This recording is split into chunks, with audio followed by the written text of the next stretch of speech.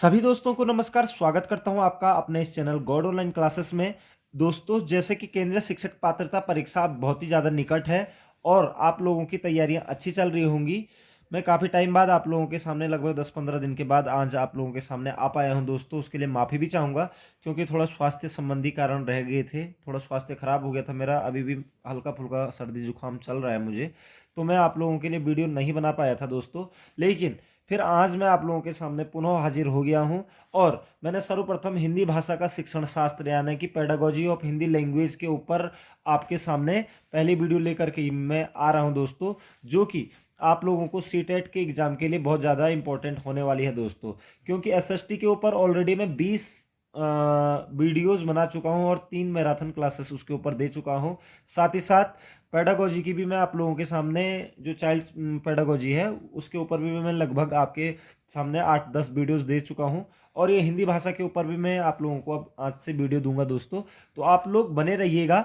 और एक छोटा सा अनुरोध रहेगा आज की वीडियो में आगे बढ़ने से पहले कि अगर आपने अभी तक चैनल को सब्सक्राइब नहीं किया है दोस्तों, तो चैनल को ज़रूर सब्सक्राइब कर लीजिएगा।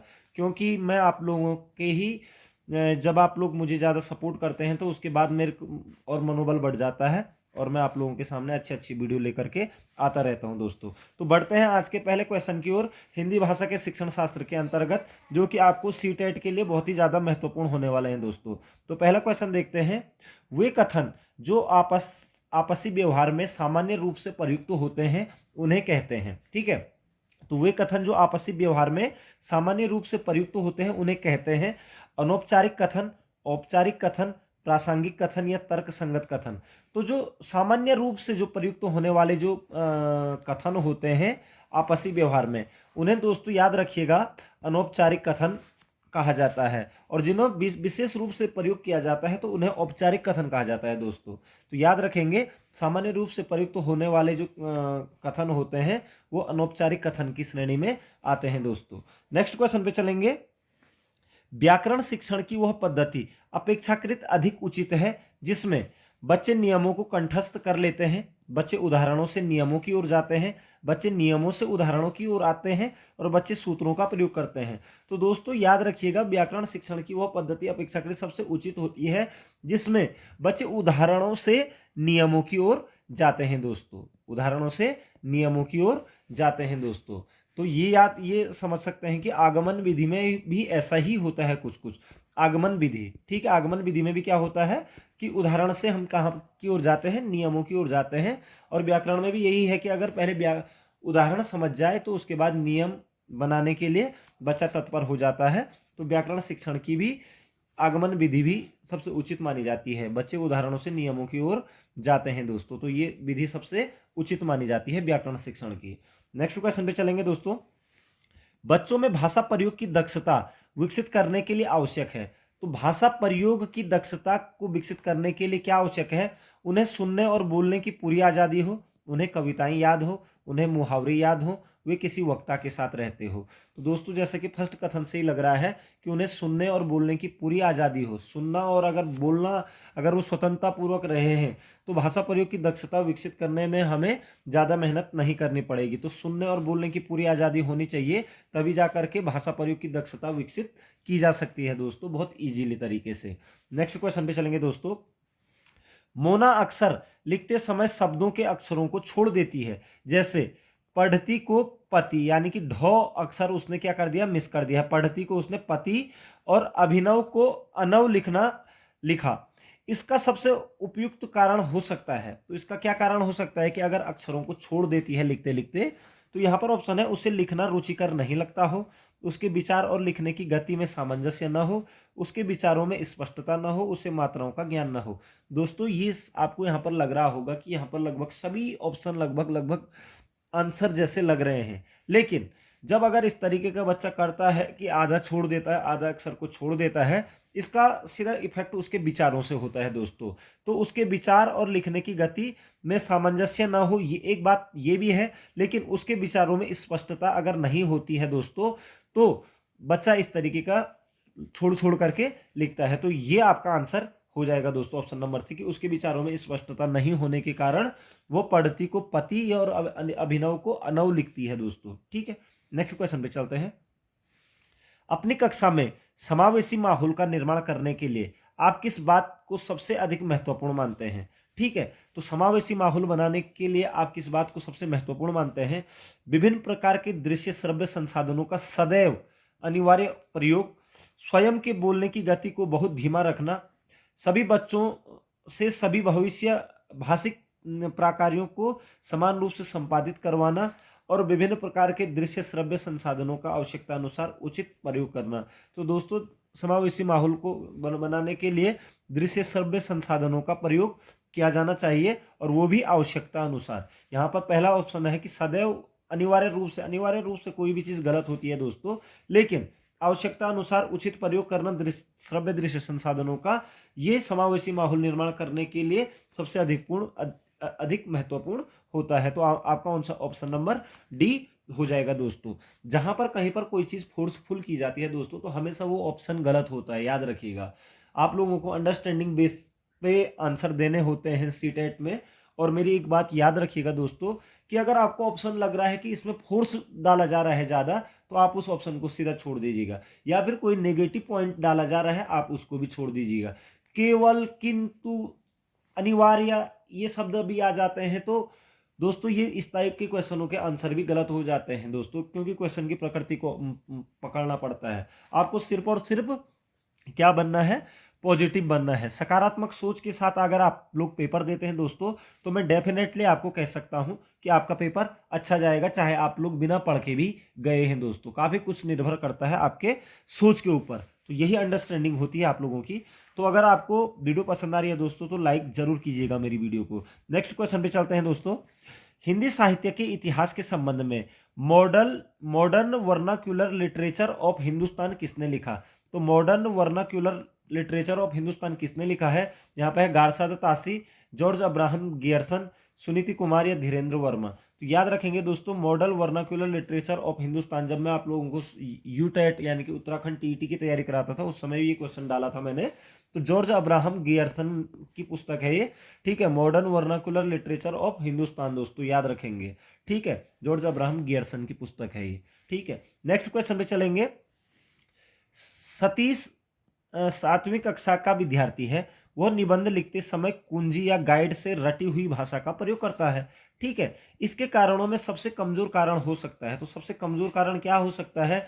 कि उसकी लिखित भाषा पर पकड़ नहीं है, उसके विचार करने का सामर्थ्य नहीं है, सृजनात्मक लेखन की शिक्षण पद्धति उचित नहीं है, उसकी मौखिक भाषा बेहद कमजोर है। तो दोस्तों, अगर निबंध जैसी चीजें लिखने वाली बात आती है, तो वहां पर आपका जो मौखिक जो रूप होता है, अगर आप अच्छे वक्ता होते हैं तो आप एक अच्छा निबंधकार भी बन जाते हैं, ठीक है। तो इसमें सीधा सीधा यह है कि उसकी मौखिक भाषा बेहद कमजोर है, इसीलिए वो क्या करता है? कुंजी या गाइड से रटी रूटी भाषा का प्रयोग करता है। तो ये सबसे कमजोर कारण हो जाएगा दोस्तों यहाँ पर, ठीक है। ये कारण सबसे कमजोर हो जाएगा, ठीक है। क्योंकि मौखिक भाषा के बिना भी हम क्या कर सकते हैं?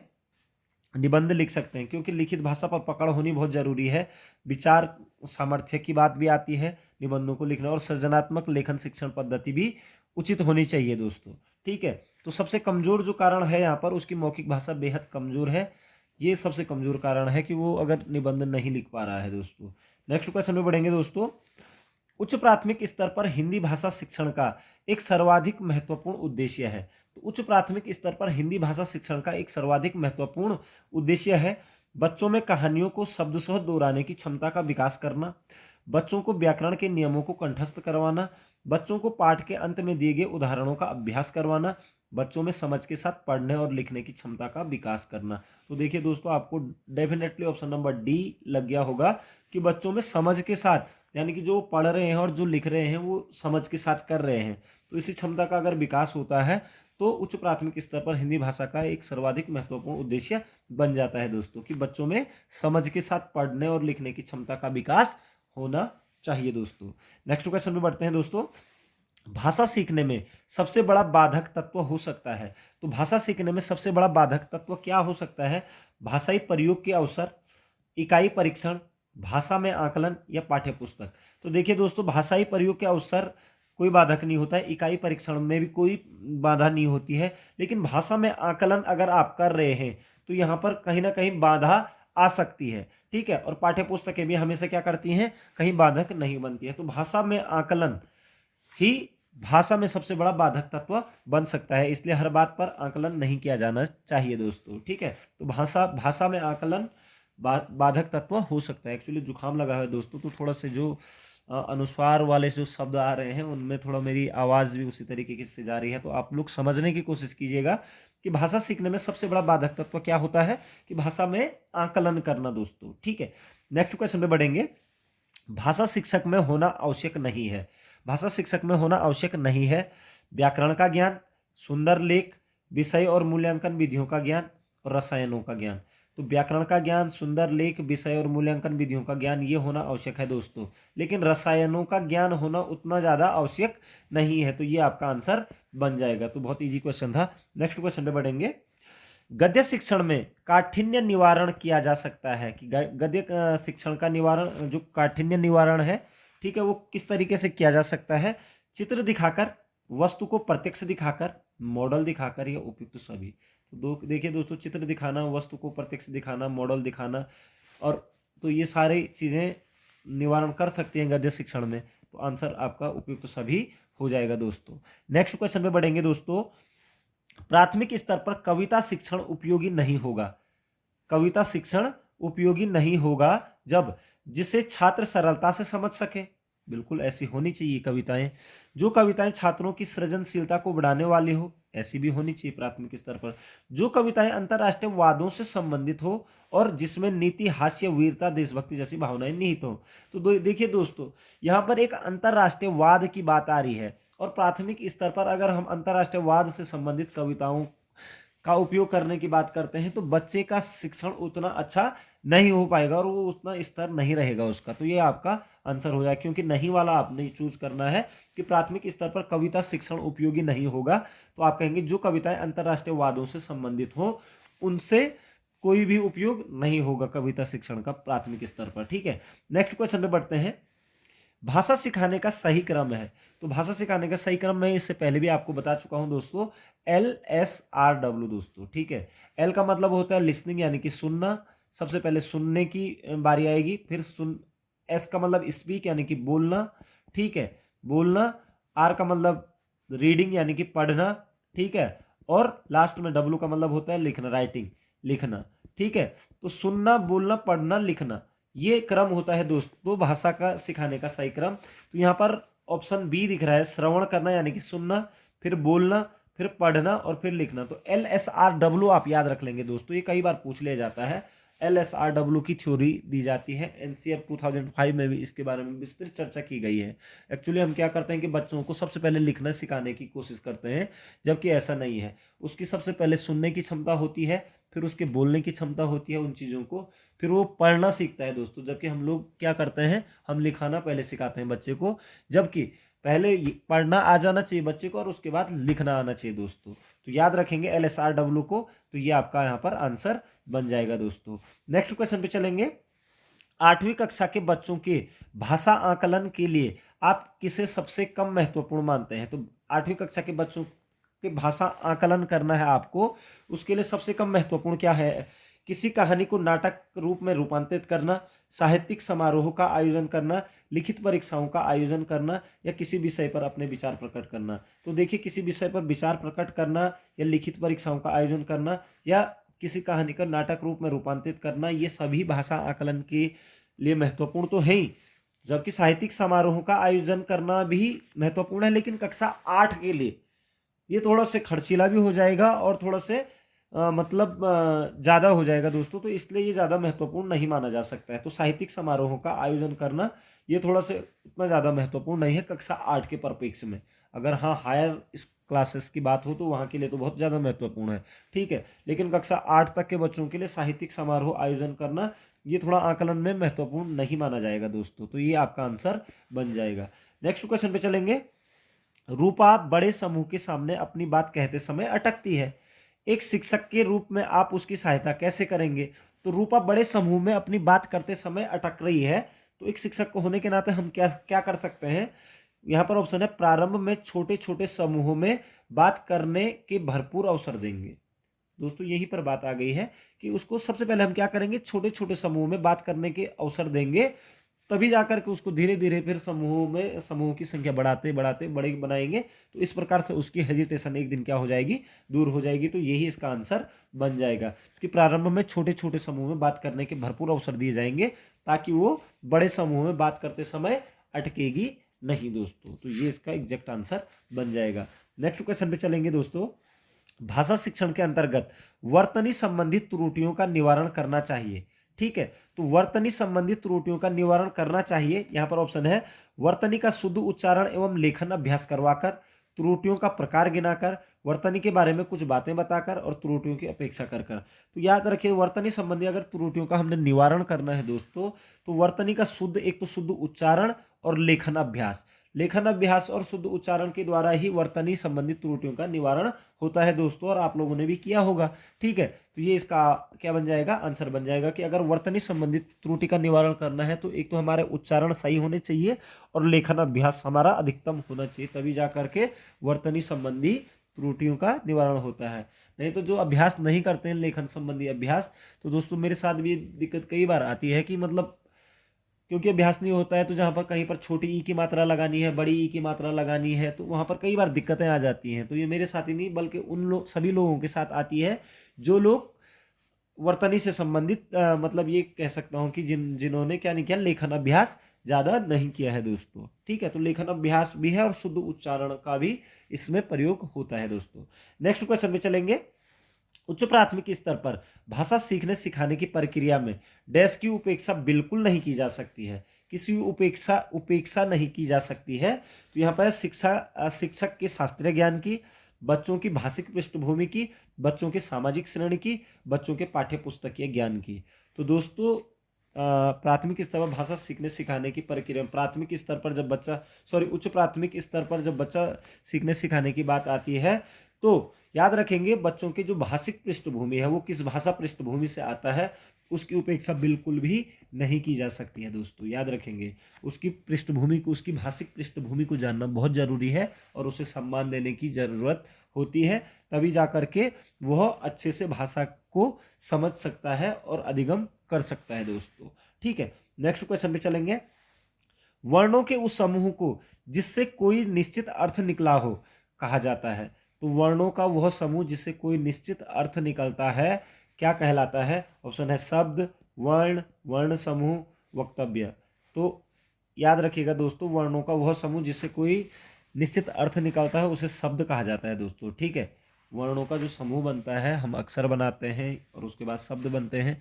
ठीक है, तो शब्द ही क्या है, वर्णों का एक समूह है जिसका कोई निश्चित अर्थ निकलता है दोस्तों। ठीक है, अगर वर्णों का समूह तो अदरवाइज वर्णमाला भी होती है, लेकिन जहां पर ये बात आ गई कि कोई निश्चित अर्थ निकालने वाली बात आती है तो वो शब्द में ही आती है दोस्तों। तो वर्णों का वह समूह जिससे कोई निश्चित अर्थ निकलता है उसे शब्द कहा जाता है। याद रखेंगे, इंपॉर्टेंट क्वेश्चन है दोस्तों।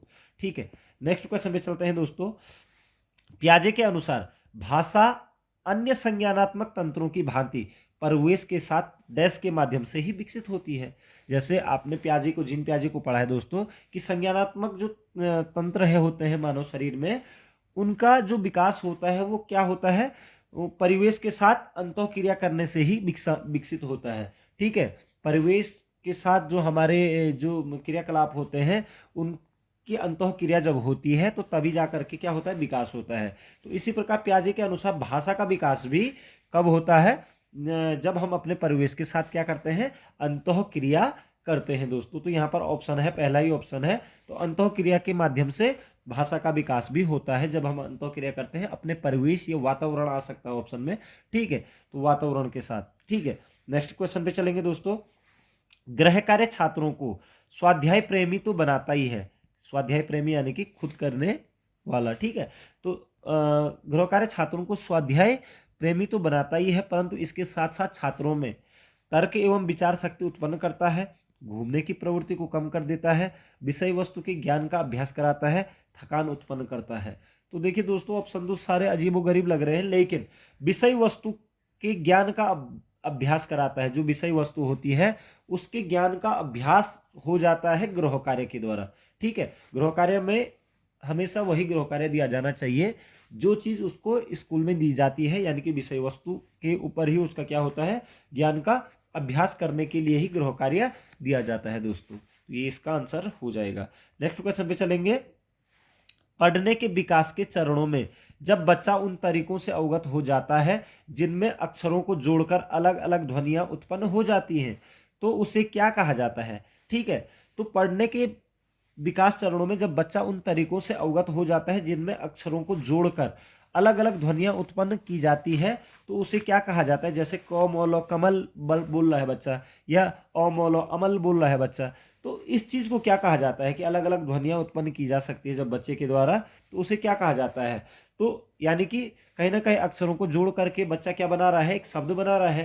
तो याद रखिएगा दोस्तों, शब्दावली चरण कहा जाता है उसको। ठीक है, इस तरीके से याद रहिए, क्योंकि अगर ज़्यादा डीप घुसेंगे तो समझ नहीं आएगा। तो सिंपली याद रखिएगा कि जब अक्षरों को जोड़ करके क्या बनता है, शब्द, और शब्द से ही क्या वो शब्दावली चरण को पूरा कर रहा है दोस्तों। ठीक है, तो याद रखेंगे शब्दावली चरण कहा जाता है उससे। नेक्स्ट क्वेश्चन पे चलेंगे। एक भाषा कक्षा में यदि एक शिक्षक केवल व्यक्तिवाचक और जातिवाचक संज्ञा के बीच समानता और अंतर को इंगित कर रहा है, तो उसका शिक्षण किस स्थान स्तर पर है। ठीक है, तो जातिवाचक और व्यक्तिवाचक के बीच में क्या कर रहा है, बीच समानता और अंतर को, समानता और अंतर बताने की कोशिश कर रहा है जातिवाचक और व्यक्तिवाचक संज्ञा के अंतर्गत। तो उसका शिक्षण किस तरीके का है, यहाँ पर है स्वायत्त विकास स्तर, स्मरण शक्ति स्तर, समझ का स्तर और चिंतनशील स्तर। तो दोस्तों अगर जातिवाचक और व्यक्तिवाचक संज्ञा के अंतर्गत अगर आदमी अंतर और समानता स्पष्ट करा रहा है, इट मीन्स ये वही चीज समझ पाए जो जिसके अंदर समझ होगी, तो समझ के स्तर को दर्शाता है उसका शिक्षण दोस्तों, याद रखिएगा। ठीक है, यानी कि वो बच्चे की समझ को डेवलप करने में सहायक हो रहा है। ठीक है, नेक्स्ट क्वेश्चन पे चलेंगे दोस्तों। हिंदी भाषा शिक्षण की विधि है। ठीक है, तो हिंदी भाषा शिक्षण की विधि कौन सी है। अनुकरण विधि, आगमन निगमन विधि, भाषा प्रयोगशाला या उपयुक्त सभी। तो दोस्तों ये सभी विधियों का प्रयोग किया जाता है हिंदी भाषा शिक्षण में, तो उपयुक्त सभी इसका आंसर हो जाएगा दोस्तों। ठीक है, नेक्स्ट क्वेश्चन पे चलेंगे। आगमन विधि के रूपों की संख्या है, तो आगमन विधि के रूपों की संख्या कितनी है। यहाँ पर ऑप्शन है 5, 2, 7 या 3। तो आपको पता है दोस्तों, आगमन विधि में क्या करते हैं, पहले उदाहरण किए जाते हैं और उसके बाद वो क्या बनाते हैं, नियम बनाते हैं।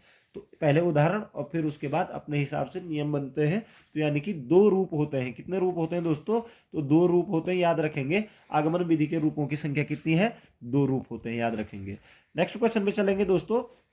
वाक्य विश्लेषण में के शिक्षण हेतु उपयुक्त विधि है, वाक्य का विश्लेषण करना है हमें। ठीक है, तो उसके लिए शिक्षण हेतु कौन सी विधि ज्यादा बेटर है। ठीक है, आगमन विधि, निगमन विधि, गीत अभिनय विधि या उक्त सभी। तो याद रखेंगे, तो वाक्य का विश्लेषण, विश्लेषण करना का यानी कि मतलब उसको खंड खंडों में तोड़ना। पहले विश्लेषण करने के लिए हमें क्या करना पड़ेगा, छोटे छोटे समूह में बांटना पड़ेगा, और छोटे छोटे समूहों को जब से एक नियम बनाया जाता है तो उसे हमेशा याद रखना आगमन विधि कहा जाता है दोस्तों। ठीक है, तो वाक्य विश्लेषण के शिक्षण हेतु हमेशा कौन सी विधि प्रयुक्त होती है, आगमन विधि होती है। और संश्लेषण में निगमन विधि होती है, याद रखें। वाक्य अगर संश्लेषण की बात आती है दोस्तों तो तब निगमन विधि बोलते हैं आप, लेकिन वाक्य विश्लेषण की बात आ रही है तो आपका आगमन विधि हो जाएगी दोस्तों, याद रखेंगे। नेक्स्ट क्वेश्चन पे चलेंगे दोस्तों। लेखन और उच्चारण के लिए अनुकरण विधि उपयोगी है। ठीक है, लेखन और उच्चारण के लिए अनुकरण विधि उपयोगी है। ठीक है, यहाँ पर है ऑप्शन है प्रारंभिक स्तर पर, माध्यमिक स्तर पर, उच्च स्तर पर या सभी स्तरों पर। तो लेखन और उच्चारण के लिए अनुकरण, अनुकरण का मतलब देख करके करना। ठीक है, कॉपी करना, यानी कि बच्चों, और ये चीज बच्चों में सबसे ज्यादा पाई जाती है। तो लेखन और उच्चारण के लिए अनुकरण विधि सबसे उपयोगी है प्रारंभिक स्तर पर दोस्तों, याद रखेंगे। प्रारंभिक स्तर पर ही ज्यादा बेटर है ये। नेक्स्ट क्वेश्चन पे चलेंगे। संश्लेषण विधि में सीखने की प्रक्रिया है। ठीक है, संश्लेषण विधि में सीखने की प्रक्रिया है। तो संश्लेषण विधि में क्या किया जाता है। ठीक है, यहाँ पर क्या है ऑप्शन, वर्ण, शब्द और वाक्य। तो सबसे पहले वर्ण को देखा जाएगा, फिर वर्णों से शब्द बनाए जाएंगे और शब्द से वाक्य बनाए जाएंगे। तो यही आपका यहाँ पर क्या किया जाता है, संश्लेषण किया जाता है दोस्तों। और विश्लेषण विधि होती तो सबसे पहले वाक्य आता, फिर शब्द, वाक्य से शब्द में और शब्द से वर्ण में टूटता दोस्तों। तो ये चीज आप लोग कंफर्म अपने माइंड में रख लीजिए। संश्लेषण विधि में वर्ण पहले आएगा, फिर शब्द, फिर वाक्य दोस्तों। ठीक है, नेक्स्ट क्वेश्चन पे चलते हैं दोस्तों।